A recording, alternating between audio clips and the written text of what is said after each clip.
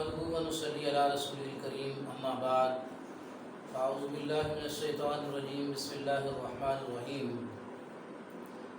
عن ابن عمر رضي الله تعالى عنهما قال قال رسول الله صلى الله عليه وسلم لا تصوموا حتى تروا الهلال ولا تفطروا حتى تروه فإن غم عليكم فاقدروا له۔ رویت ہلال کے بارے میں چند گزارشات کرنی ہیں۔ جیسا کہ فواد چودھری صاحب یہ کہہ رہے ہیں کہ چاند بہت بڑا نظر آیا ہے، کیا یہ پہلی کا چاند ہے؟ تو حیرت ہوتی ہے کہ یہ ایک ایسا جملہ ہے کہ جو بالکل ہی جہالت میں مبنی ہے۔ آپ شریعت سے بھی واقف نہیں ہیں، جو لوگ اس قسم کی باتیں کرتے ہیں، اور وہ سائنس کی مبادیات سے بھی واقف نہیں ہیں کہ جب چاند کی جب پیدائش وہ ہو چکی تھی تقریباً رات 10:30 بجے کے قریب، اور پھر 29 کو نظر نہیں آیا، حالانکہ چاند کی عمر بھی کافی ہو چکی تھی، تو اس کے عوامل دیگر تھے جس کی وجہ سے اس میں لیٹیٹیوڈ بھی ہوتا ہے اور اس کا فیز بھی ہوتا ہے چاند کا، کہ چاند کا چہرہ اس قدر نہیں بنا ہوا تھا کہ جس کی بنا پہ وہ نظر آتا۔ تو پھر مزید ایک دن گزر گیا، 29 کو نظر نہیں آیا اور 30 سے پورے ہوئے، تو چاند جب نظر آیا تو چاند کافی دیر رہا بھی صحیح اور نظر آتا رہا اور بڑا بھی تھا، زیادہ دیر کے لیے نظر آتا رہا۔ تو یہ کہنا کہ یہ پہلی کا چاند نہیں ہے، یہ فنی لحاظ سے بھی درست نہیں ہے۔ یہ ظاہر سی بات ہے کہ جب چاند کو اتنا ٹائم گزر چکا تھا، چاند کی عمر جو ہے ولادت سے تقریباً 45 گھنٹے لگ بھگ ہو چکی تھی، تو اتنی عمر جب ہو چکی تھی تو چاند نے تو بڑا ہی نظر آنا تھا، اور وہ اسی رات کا چاند شمار ہوتا ہے۔ وہ نظر تو آئے گا کہ کافی دیر ٹھہرا رہا ہے اور بڑا ہے چاند، لیکن وہ اسی رات کا شمار ہوگا، اور اس پر دلائل ہیں۔ نبی علیہ الصلوۃ والتسلیم نے ارشاد فرمایا کہ جب تک تم چاند دیکھ نہ لو اس وقت تک تم مہینے کی ابتدا نہ کرو۔ چونکہ رمضان المبارک کے حوالے سے خصوصیت کے ساتھ یہ آئی ہے، تو روزوں کے حوالے سے فرمایا جب تک چاند نہ دیکھ لو اس وقت تک روزے نہ رکھو،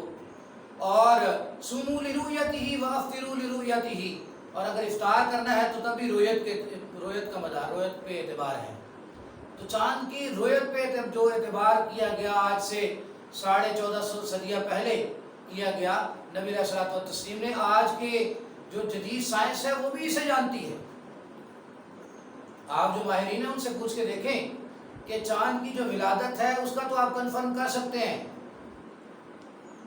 چاند کی ولادت کب ہونی ہے یہ تو پہلے سے کتنے سالوں کا بھی آپ حساب لگا کے رکھ سکتے ہیں، جیسے سورج گرہن کا حساب لگایا جا سکتا ہے کب کون سی ڈیٹ پہ ہوگا، چاند گرہن کا حساب لگایا جا سکتا ہے، اس لیے ولادت قمر کا بھی حساب لگایا جا سکتا ہے، لیکن رویت کا حساب نہیں لگایا جا سکتا، اور یہ ساری دنیا کے ماہرین جو ہے اسے مانتے ہیں۔ اس کی وجہ یہ ہے کہ چاند کی جو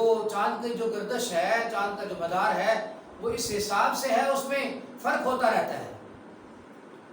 کبھی فیز کے اعتبار سے، کبھی لیٹیٹیوڈ کے اعتبار سے، کسی بھی اعتبار سے، اور پھر اس پر موسم بھی اثر انداز ہوتے ہیں، ساری چیزیں۔ تو نبی علیہ الصلوۃ والتسلیم نے فرمایا کہ اس کا مدار جو ہے وہ رویت پر ہے، دیکھنے پر ہے۔ چنانچہ روایات میں یہ موجود ہے، حضرت ابن عباس رضی اللہ تعالیٰ عنہ یہ فرماتے ہیں، بلکہ حضرت عائشہ رضی اللہ تعالیٰ عنہ کی روایت پہلے پڑھتے ہیں۔ حضرت عائشہ فرماتی ہیں کان رسول اللہ صلی اللہ علیہ وسلم یتحفظ من شعبان ما لا يتحفظ من غیرہ ثم يصوم لرؤیت رمضان آپ صلی اللہ علیہ وسلم شعبان کے روزے بکثرت رکھا کرتے تھے اور بڑے اہتمام کے ساتھ، اور پھر رویت کے اعتبار سے رویت جب چاند کی ہوتی تھی تو پھر رمضان المبارک کے روزے شروع کرتے تھے۔ اور اس کے علاوہ روایت میں یہ بھی موجود ہے کہ کچھ اصحاب جو ہیں وہ نکلے ہوئے تھے سفر پہ، اور سفر میں انہوں نے یہ جب دیکھا کہ چاند نظر آیا تو فقال بعض القوم هو ابن ثلاث وقال بعض القوم هو ابن لیلتین، تو یہ اصحاب میں اختلاف ہو گیا کہ چاند کافی بڑا نظر آ رہا ہے، تو شاید یہ تیسری رات کا چاند ہے یا دوسری رات کا چاند ہے، اس طرح اختلاف ہو گیا۔ تو اس کے بعد فرماتے ہیں کہ جب نبی علیہ الصلوۃ والتسلیم کے پاس گئے اور آپ صلی اللہ علیہ وسلم نے ارشاد فرمایا کہ جس رات تم نے یہ چاند دیکھا ہے وہ اسی رات کا شمار کرو، اور یہ نہ کہو۔ اور دوسری روایت میں یہ بھی آتا ہے کہ جو بڑے چاندوں کا بڑا نظر آنا، کہ پہلے سے چاند کی ولادت تو ہو چکی ہے لیکن رویت نہیں ہوئی، فرمایا ایک قیامت کے قریب ایسے ہوگا، یہ قیامت کی علامات میں سے ہے چاند کا بڑا نظر آنا۔ تو فنی لحاظ سے بھی اس کی یہ بات سمجھ میں آتی ہے، شرعی لحاظ سے بھی اسی پر رویت پر مدار رکھا گیا ہے۔ لہذا یہ کہنا کہ جدید ٹیکنالوجی سے استفادہ نہیں کیا جاتا، تو استفادہ تو کیا جاتا ہے، اس کے امکانات کو دیکھا جاتا ہے، سارا کچھ دیکھا جاتا ہے، لیکن یہ بہرحال شہادت پر منحصر ہے اور رویت پر منحصر ہے۔ تو اللہ تبارک و تعالی ہمیں سمجھ نصیب فرمائے۔ دوسری روایت میں ایک اور روایت پیش کر دیتا ہوں جس میں یہ الفاظ آتے ہیں کہ نبی علیہ السلام نے ارشاد فرمایا فَإِنْ أُغْمِيَ عَلَيْكُمْ فَأَكْمِلُوا الْعِدَّةَ، فرمایا کہ اگر چاند کسی وجہ سے نظر نہیں آئے، موسم جو ہے وہ گرد و غبار ہے، موسم ابرآلود ہے، تو پھر فرمایا کہ تم اکملوا العدة، تم گنتی کو پورا کرو، یعنی 30 کی گنتی پوری کرو، کہ 29 پہ پھر نہیں، کہ 29 پہ چاند جو ہے نا وہ نظر نہیں آیا، موسم ابرآلود ہے یا جو بھی وجہ ہے، تو فرمایا پھر 30 پورا کرو، کیونکہ نبی علیہ السلام نے فرمایا کہ مہینہ کبھی 29 کا ہوتا ہے اور کبھی 30 کا ہوتا ہے۔ اس لیے یہ سمجھنا چاہیے کہ چاند کا جو مدار ہے وہ رویت پہ ہے،